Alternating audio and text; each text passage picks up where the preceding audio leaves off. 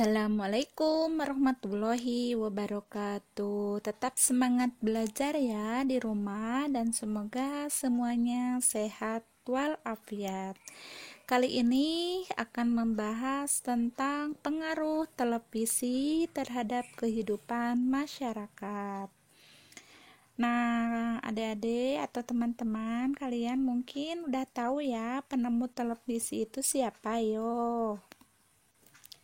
Penemu televisi yaitu yang sangat berpengaruh pertama yaitu John Logie Baird. Nah, itu ya.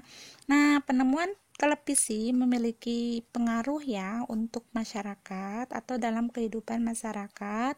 Ada pengaruhnya positif dan juga ada juga negatif terhadap kehidupan masyarakat. Nah, berikutnya kita akan bahas satu persatu apa sih pengaruh positifnya dari menonton televisi. Nah, pengaruh positif televisi yang pertama diantaranya adalah memperluas wawasan, kemudian yang kedua membantu proses belajar, kemudian yang ketiga memperkaya pengalaman hidup, kemudian keempat, membantu memahami dunia sekitar, dan kelima, menunjang pelajaran sekolah dan pengetahuan umum. Itu yang positifnya. Sedangkan pengaruh negatif menonton televisi ya, terutama untuk anak-anak ya. Karena dalam masa-masa belajar, jadi sangat berpengaruh apabila anak-anak terlalu sering menonton TV ya.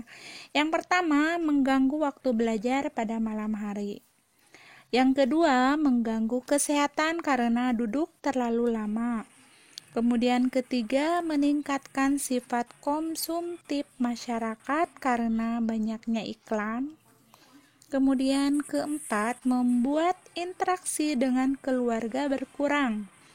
Dan yang kelima, mempengaruhi perilaku menjadi egois, kasar, dan tidak sopan karena acara yang tidak mendidik di dalam televisi. Itu ya pengaruh buruknya. Jadi hati-hati ya kalau menonton TV itu, terutama yang masih kecil harus dibimbingan orang tua ya.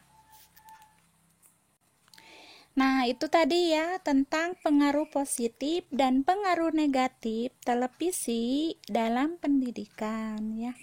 Karena dalam televisi itu berbagai informasi yaitu tentang berita baik di dalam luar negeri maupun dalam negeri. Kemudian film, gelar bicara, sinetron, komedi, musik, kemudian kesenian rakyat dan kuis ya, banyak sekali sebenarnya mah. Cuman di situ ada yang negatif dan juga positifnya. Kemudian sekarang dalam ilmu pengetahuan ya.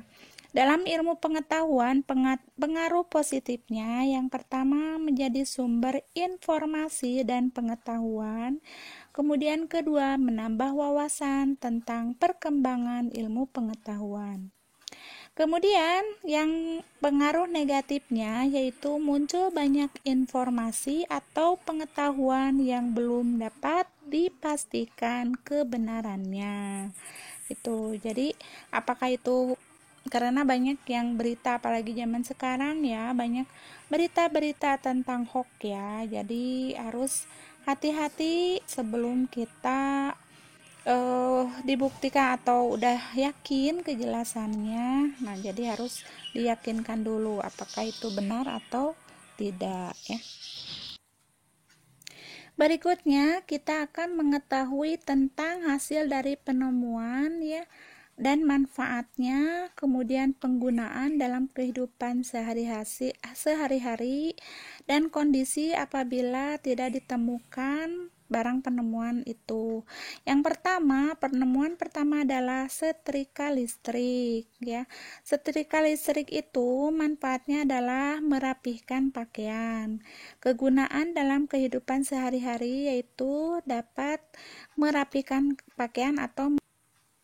Berikutnya, kondisi yang terjadi jika penemuan atau setrika listrik itu tidak ada, yaitu pakaian akan kusut.